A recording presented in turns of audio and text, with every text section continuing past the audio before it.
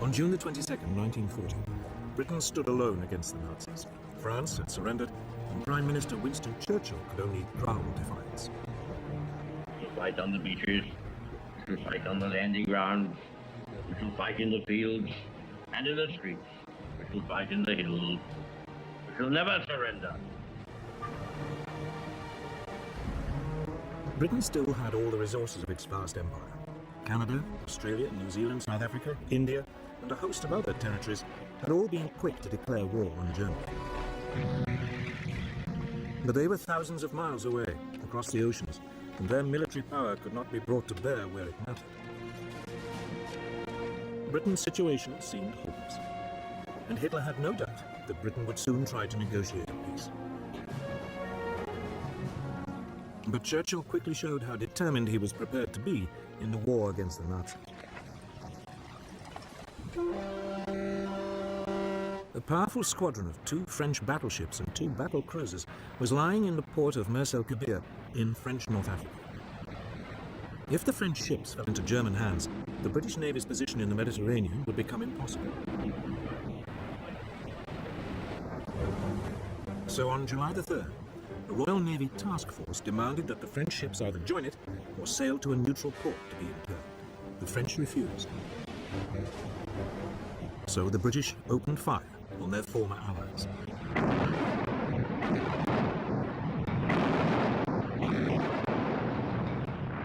They destroyed or severely damaged 3 of the battleships.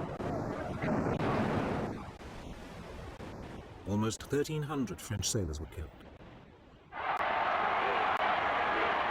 But Churchill's ruthlessness didn't seem to impress Hitler. On July the 19th, he returned in triumph to Berlin and was greeted by more than 1 million people. That day, he made a speech in the Reichstag, the German parliament, offering peace terms to Britain. His offer seemed generous. Britain could keep its empire. In return, Hitler wanted a free hand in Europe. His plan was to conquer the countries of the East in order to win Lebensraum, room to live, for the German people. But Churchill would have none of it. The British would fight on. This would, as he put it, be their finest hour.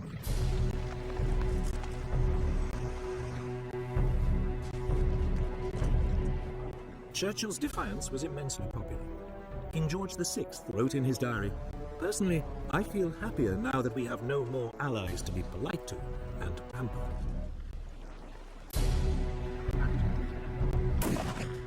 But it was difficult to see how Britain could ever turn the tables and actually win the war. The British Army might have survived Dunkirk, but it had lost almost all its tanks, artillery, and transport in the evacuation. It had just 25 divisions armed mainly with rifles to resist the vast armored columns of the world's most fearsome war machine. So there was little to be done except dig in and wait. Coastal defences were prepared and concrete strongpoints built all across southern England. Signposts on roads were removed to make it harder for any invaders to find their way around. Large open areas were littered with obstacles to deter airborne troops. A volunteer defence force, the Home Guard, was recruited. It was made up of men who were otherwise ineligible to fight, often because of their age.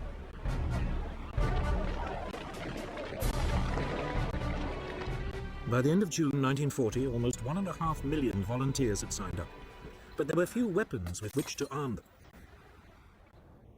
Hitler, meanwhile, was getting on with his invasion plans, codenamed Operation Sea Lion.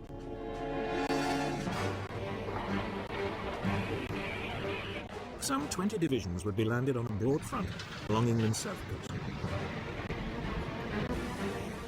Barges were gathered from all over northwest Europe. These were hurriedly converted into makeshift landing craft. Troops were trained for beach landings. But for all Hitler's bravado, those planning Sea Lion were worried.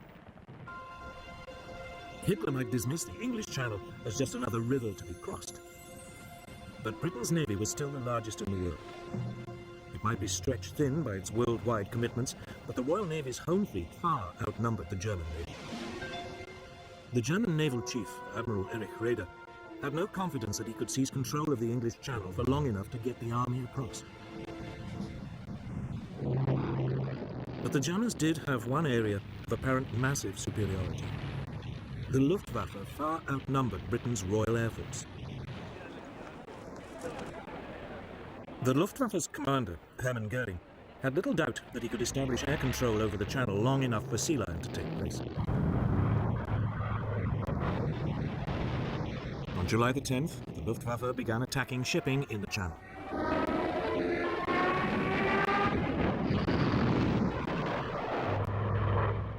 In response, the British had two of the most outstanding of the new breed of single-engine multi-gun monoplanes, the Supermarine Spitfire and the Hawker Hurricane. The Spitfire was slightly faster and more agile than its German rival, the Messerschmitt Bf 109, which escorted the German bombers. It would be used to intercept these. The Hurricane would prove a lethal bomber kill. But in July 1940, Air Vice Marshal Hugh Dowding, the head of Fighter Command, had less than 700 fighters. Against them were 2,600 German fighters and bombers. The odds against the RAF were daunting. Dowding knew that he could not take on the Luftwaffe every time it came over the Channel. So when the Germans began hitting British shipping, he did nothing.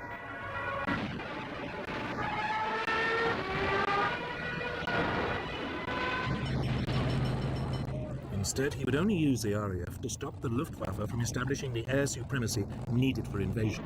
So, he would only take on its big attacks. To help him, the British had one crucial innovation: radar. By the 1930s, scientists in both Britain and Germany knew that objects well beyond human sight could be detected by bouncing radio pulses off them and measuring the time it took for the signals to return. In Britain, a team of scientists led by Robert Watson Watt began developing radar as a means of detecting approaching aircraft at long range. Their work was seized upon by Dowding. He made radar the core of the world's first integrated air defense system. Known as Chain Home, this was a string of 21 300-foot-tall radar masts sited along the south and east coasts of Britain. These could pick up aircraft at a range of 120 miles and give their distance, direction, height, and numbers. The information would be passed back to RAF Fighter Command's headquarters at Bentley Priory, just outside London. There, it would be assessed, and warning of an impending raid passed to Fighter Command's operations room.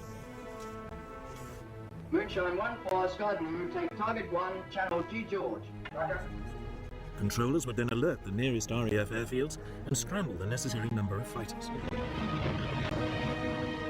The question was, would radar make up for Germany's massive superiority in numbers? The stage was now set for what would become known as the Battle of Britain. Since June the 10th, 1940, the German Luftwaffe had been battering British shipping in the English Channel. The Luftwaffe's commander, Reichsmarschall Hermann Goering, was determined to lure the British Air Force into combat. But Britain's Air Chief Marshal Hugh Dowding refused to take the bait. He used his fighters sparingly, knowing that the real battle was still to come. As this first phase of the Battle of Britain began, the Luftwaffe had a massive superiority in numbers. It had 1,100 single-engine fighters available to the Royal Air Force's 700. Almost all the German fighters were the excellent Messerschmitt Bf 109E, with a top speed of around 350 miles an hour. About two-thirds of the British fighters were Hawker Hurricanes, slower than the 109s but more agile. The remainder were Supermarine Spitfires, with a top speed similar to the 109s.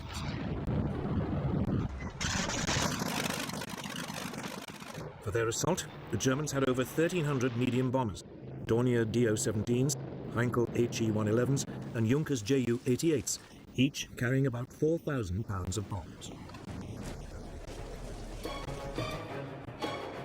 Goering selected August the 13th as Adlertag, Eagle Day, for the start of his main assault.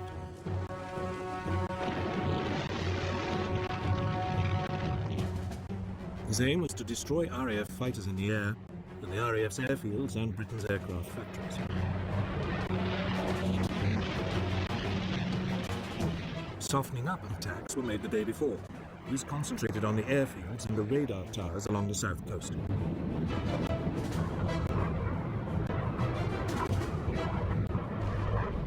One station on the Isle of Wight was put out of action, and several were damaged, but these were working again within hours. Goering did not believe that radar had a significant role to play in the battle, and so these attacks were not repeated. It was a big mistake. At Le Tag dawned cloudy, so the main assault was postponed until the afternoon. When it came, radar gave ample warning. Time up going. Flag card 3 miles southwest.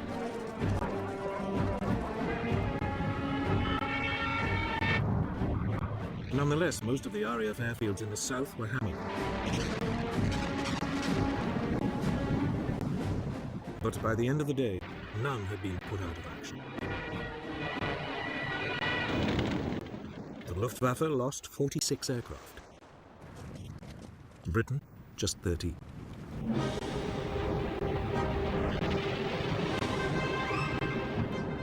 The Luftwaffe mounted its largest attack of the whole battle on August the 15th.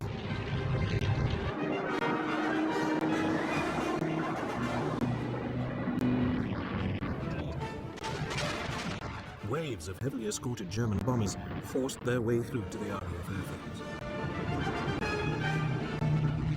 The RAF was so overstretched that some pilots flew 7 sorties that day.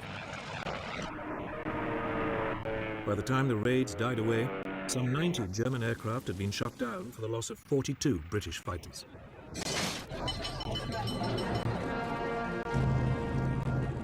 The battle continued with equal ferocity over the next few days. Both sides became increasingly exhausted. Dowding tried to rotate his pilots to rest them, but he simply did not have enough of them. Many were being sent into battle with just 10 hours flying experience.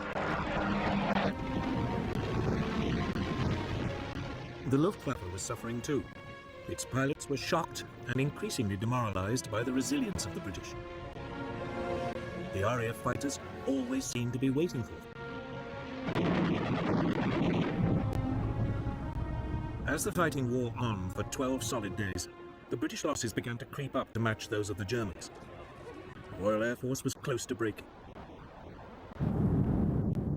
To turn the screw, Goering began using his bombers to attack at night as well. But this decision had an unexpected outcome. On the night of August the 24th, a flight of Heinkel bombers lost its way and bombed the city of London.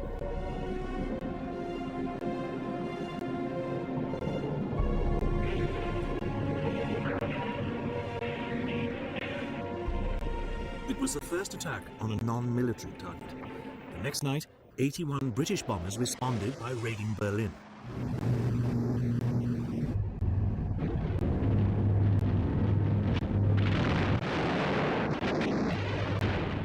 Hitler was infuriated and demanded massive retaliation.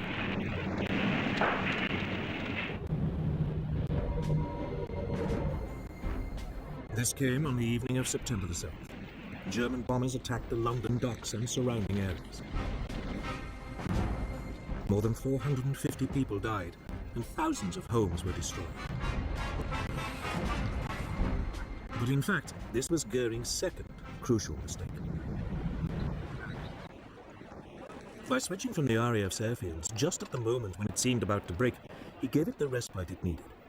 Had Goering continued to attack the airfields, the RAF could not have continued to defend the skies. Instead, on September the 15th, British radars picked up another massive assault on London. The first wave of 100 bombers and 400 fighters was intercepted. Fighting raged all the way from the coast.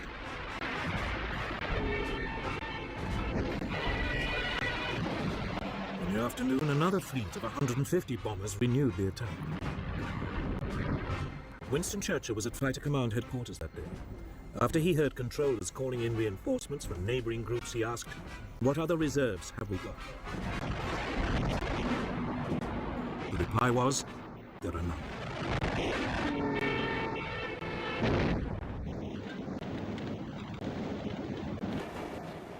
But it was obvious that the Luftwaffe had failed to gain control of the air.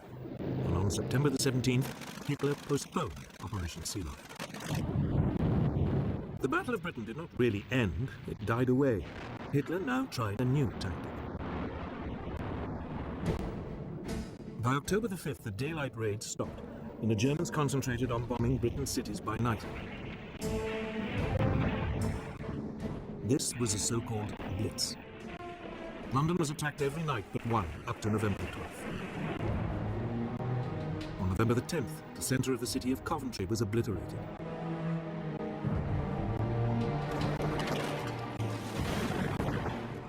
The Blitz continued into 1941, with the last major raid being made on London on the night of May the 10th.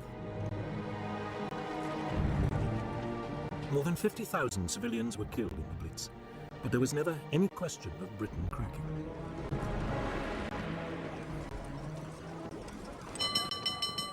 Victory in the Battle of Britain was a moment of huge national relief.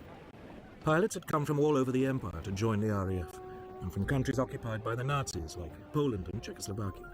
Churchill summed up the nation's gratitude. Never in the field of human conflict was so much owed by so many to so few. But for Hitler, this was no more than an irritating setback. Britain, he was convinced, would never be a serious threat. So he now turned to Eastern Europe. For Britain, there was now a chance to rebuild with a view one day to taking the fight to the enemy. But to do that, Churchill would need help.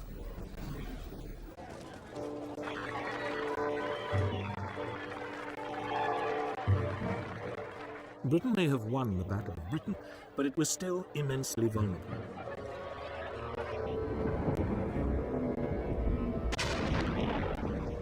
Night after night, its cities were hammered by the Nazis' Blitz. Its supply lifelines at sea were under constant assault. Churchill needed more help.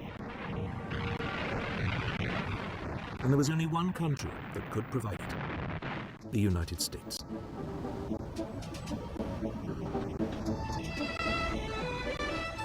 By 1940, the US had recovered from the Great Depression and the economy was booming again. It had immense reserves of manpower and unrivaled industrial strength. But the people of the United States were utterly opposed to becoming involved yet again in Europe's wars. In July 1940, a poll showed that only 8% of them were willing to enter the war. Undeterred, Churchill lobbied the US President, Franklin Delano Roosevelt. Roosevelt had long admired Churchill for his outspokenly anti-Nazi views, and the two men shared an interest in naval affairs. Roosevelt had been Undersecretary for the US Navy in 1917. After he became president, Roosevelt kept in touch with Churchill. The two began a correspondence, Churchill signing himself former naval person. For all his avuncular image, Roosevelt had no illusions that German aggression would one day suck America into the war. So he began the long job of preparing American public opinion. I am a pacifist, but I believe you and I will act together to protect and to defend our science, our culture, our American freedom, and our civilization. In July 1940, he got approval for a massive expansion of the US Navy, including the building of 6 large battleships and a new class of aircraft carriers. The following month, Congress agreed that the National Guard and other reserves should be called up for 1 year's active duty. And in September, the large expansion of the 150,000-strong US Army was agreed, with a limited number of conscripts being chosen by lottery. The first number drawn by the Secretary of War is serial number 158. That same month, Roosevelt announced a deal under which the US would supply Britain with 50 World War I destroyers in return for 99-year leases on bases in Newfoundland and the Caribbean. The British Navy, desperate for more escorts to fight the U-boats, began taking them over within days of the deal being signed. The clearest sign that Roosevelt was slowly winning the argument came in the November 1940 presidential election, when he convincingly defeated the isolationist Wendell Willkie with 27 million votes to 22 million. At the end of the year, Roosevelt spoke to the American people, setting out the 4 essential freedoms which he believed were at stake, and which Britain was fighting to uphold: freedom of speech and religion, and freedom from want and from fear. To save these, the United States must become the arsenal of the democracies. In other words, it must arm Britain. We shall send you in ever-increasing numbers ships, planes, tanks, guns. That is our purpose and our pledge. But some Americans remained implacably opposed to helping Britain. One of the most outspoken was the American ambassador in London, Joseph Kennedy, father of the future president, John F. Kennedy. A Boston Irish businessman who had made his fortune booze smuggling during Prohibition, Kennedy hated the British and seized every opportunity to claim that they would shortly be forced to surrender. However, Kennedy's virulence was counterbalanced by the growing admiration many Americans felt for the bravery shown by the British people during the Blitz. In particular, the broadcasts by the CBS London correspondent Ed Morrow helped to change public opinion. This is London. I remember the evening of Sunday, December 29th. It was just like any other winter evening. The first bombers were over London at about 6:30. Soon the fires hissed from the top-story windows. Hitler once boasted, "I will rub out their cities." This is what he meant. Encouraged by his electoral success, in January 1941, Roosevelt introduced his so-called Lend-Lease Bill.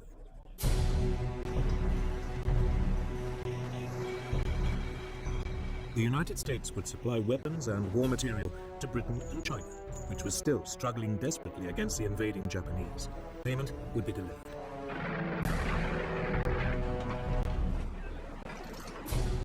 Roosevelt likened Lend-Lease to lending a neighbor a hose to put out a fire. He would worry about the payback later. Roosevelt was also being canny. It also meant that, unlike in 1917, if America had to enter the war, it already would have a substantial weapons industry. American war preparations didn't end there. Roosevelt secretly authorized U.S. military staffs to discuss a common strategy with the British should America enter the war.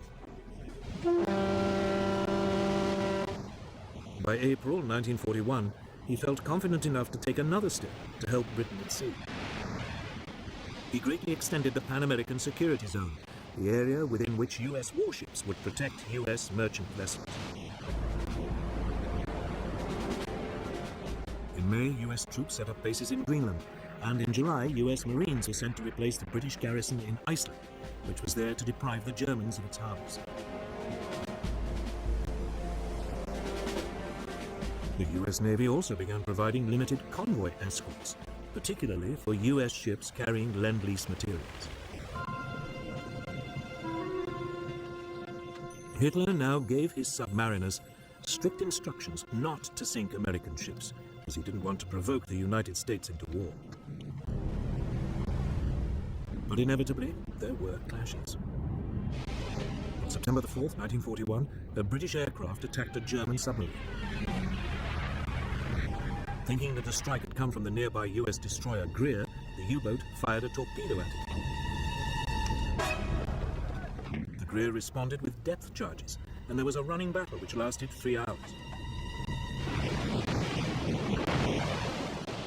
Neither vessel was sunk, but the tension was mounting. On November the 17th, the destroyer USS Kearney was hit by a torpedo while on convoy duty off Iceland.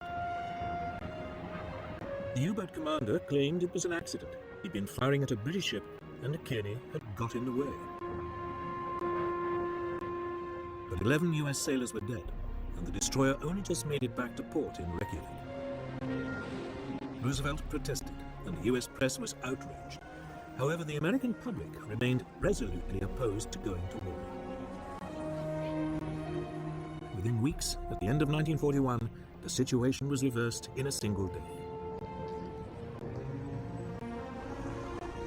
But in the meantime, Britain would have to fight on alone. And luckily, it had an astonishing weapon to hand.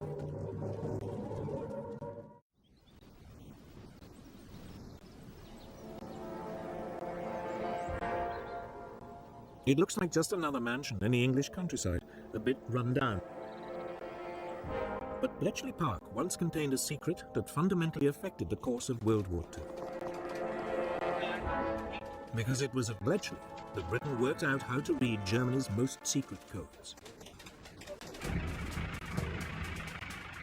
Since the mid-1930s, all the German armed forces and intelligence departments had adopted a standard machine for encoding their messages. The cipher machine E, better known as Enigma. It was developed in the early 1920s as a handy tool for businessmen to keep commercial messages secret.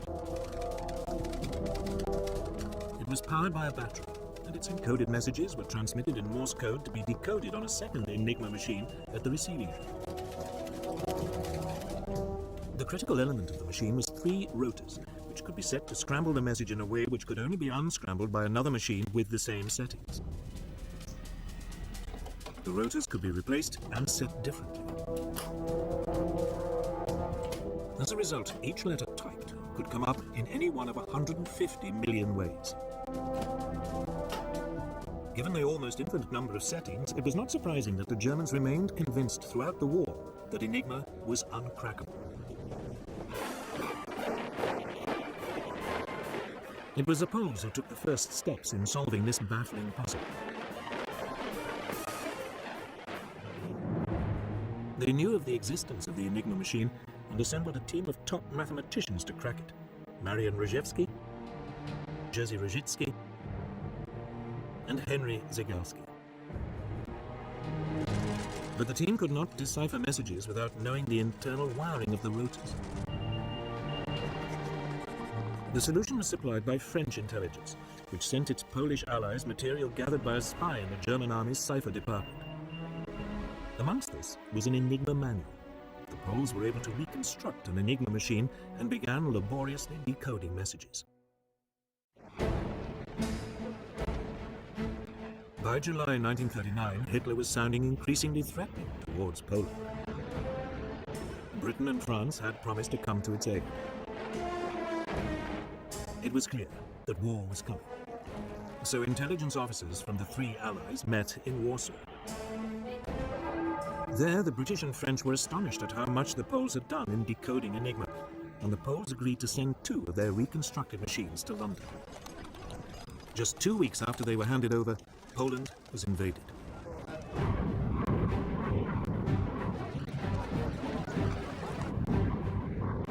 By the time Poland fell to the Germans, the Polish cryptographers had destroyed all evidence of their work on Enigma.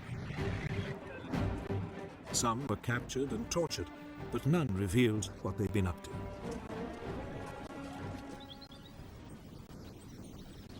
The task was now taken up by the British at their government code and cipher school at Bletchley Park, near London.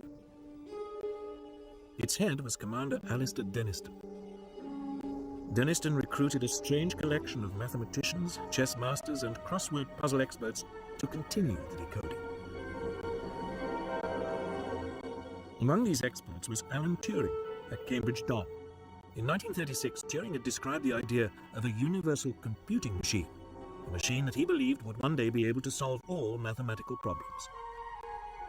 He used his ideas to design decryption machines known as bronze goddesses.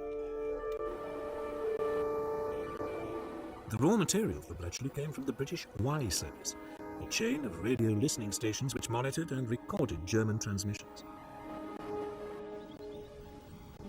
The messages were fed into Bletchley's bronze goddesses, and permutations ran until at last the key was found.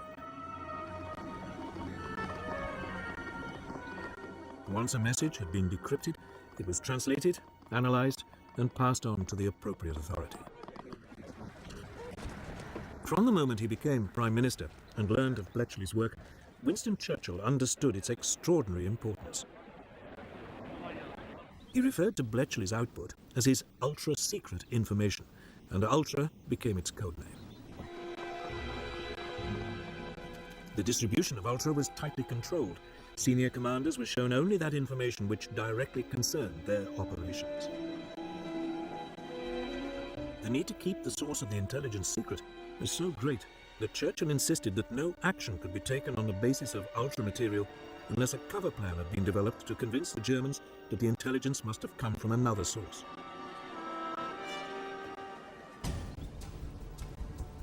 The third critical element of the Bletchley operation, after decoding and assessing the material, was keeping control of it.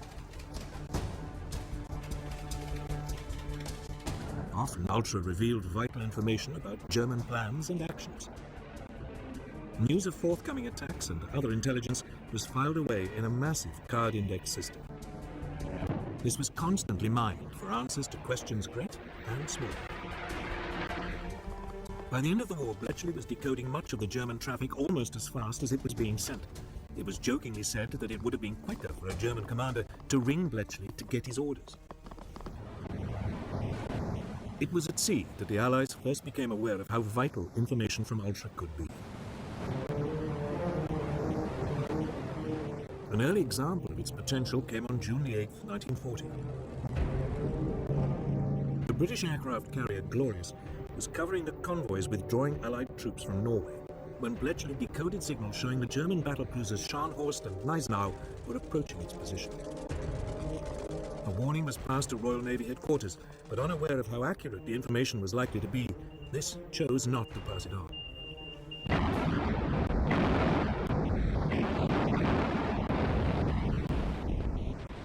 The Glorious was intercepted and sunk. The British Navy had learned the hard way just how important the new source of intelligence could be. It was not a mistake it would make again.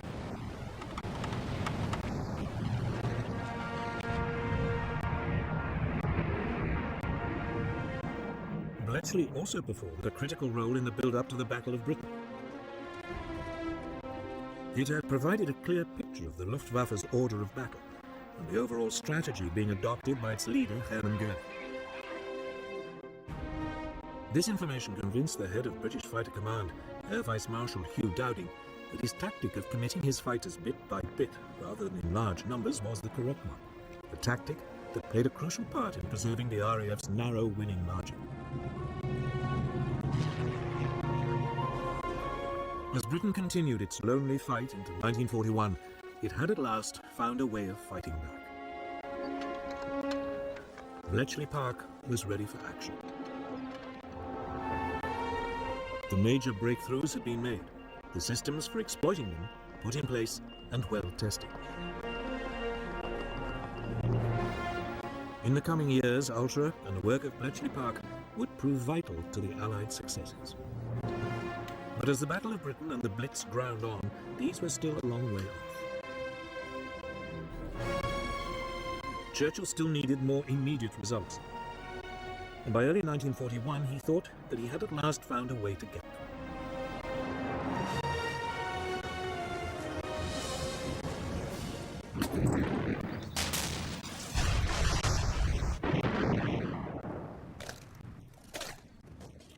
Nazi Germany might now control most of Western Europe, but Britain's Prime Minister, Winston Churchill, now decided to take the war to the Germans. We shall not flinch from the supreme trial. All will come right. Out of the depths. Even before France had surrendered, he was looking for ways of striking back and of keeping resistance alive in the countries which had been overrun. Just as the last troops were being taken off the beaches of Dunkirk, Churchill was already planning ahead. He wrote to his chiefs of staff demanding the formation of raiding forces which could attack the coasts of occupied Europe. Within a few days, a call for volunteers had been circulated to create a force of 5,000 men. They were to be called commandos, after the highly mobile Boer units which had fought the British for 3 years in South Africa at the turn of the century. 10 commando units, each of 500 men, were set up. They began practicing attacks from the sea.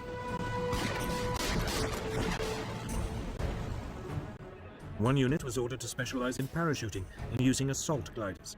This soon became the basis of the separate parachute regiment.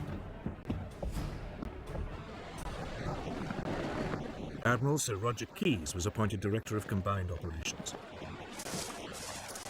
Churchill instructed him to prepare to mount 3 major raids as soon as the threat of an invasion of Britain had passed. One of Keyes' first tasks was to develop ships which could land his new troops. 3 cross-channel ferries were converted so as to carry landing craft. On March the 4th, 1941, 2 commando units and a demolition squad were landed on the Lofoten Islands off northern Norway. Their main objective was to destroy factories which converted fish oil into glycerine for explosives. The commandos achieved total surprise and landed without a shot being fired. The German armed trawler in the harbour was seized. They quickly destroyed the factories and the fish oil tanks.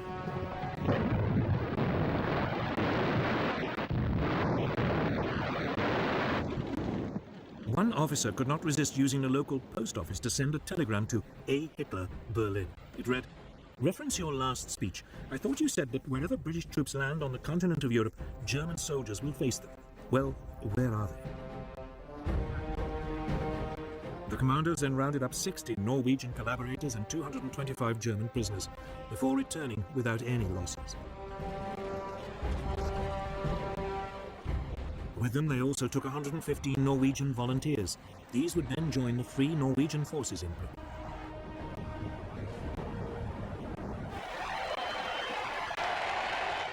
The Lofoten raid was an enormous public relations success and a huge boost for British morale. But its most important result was one which could not be publicized: the capture of a set of rotors for an Enigma machine. Although the machine had been thrown overboard from the armed trawler, its crew forgot the spares. They were to give invaluable help to the cryptographers of Bletchley Park in breaking the German naval codes.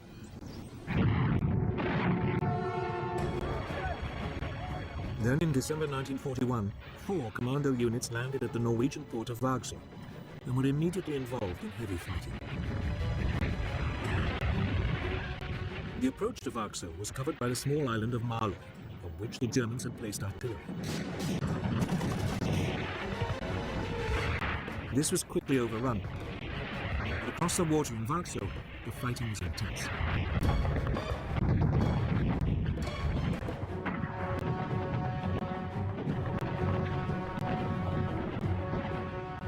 It took several hours for the main German garrison to be subdued.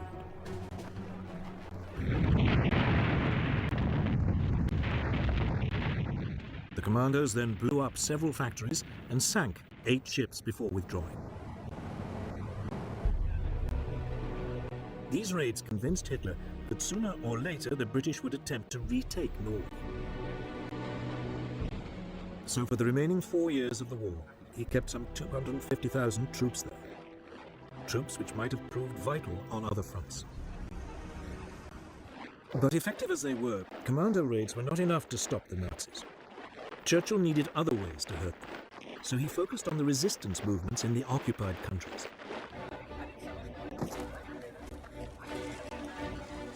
In July 1940, a Special Operations Executive, SOE, was formed, as Churchill put it, to set Europe ablaze. Its objectives were to encourage sabotage of the enemy war effort, gather intelligence, and prepare clandestine forces to disrupt German defenses.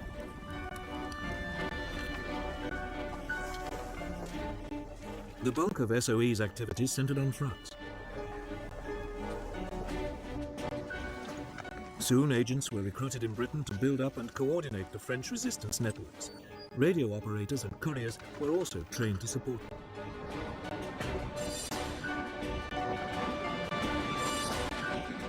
One problem was how to get these teams into the country. Submarines, high-speed launches, and fishing vessels were all tried out, but the German coastal defenses proved difficult to penetrate. The answer was aircraft. And in August 1940, a special RAF unit was set up with Whitley bombers and short takeoff and landing Westland Lysander.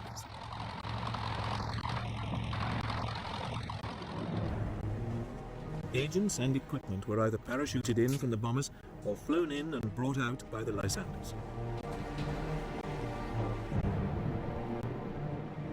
On moonlit nights, a growing number of reception committees would be waiting as an increasingly widespread network of resistance groups was built up.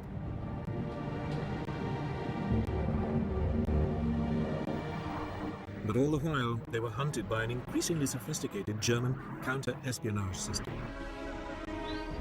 This used direction-finding equipment to locate hidden radios and double agents to infiltrate networks. The work of SOE agents was desperately perilous, and their life expectancy short. The slightest lapse in concentration might betray them to the Gestapo. Many suffered torture and death. But Churchill was sure it was worth it. Keeping resistance alive in the occupied countries gave hope to millions that liberation would eventually come.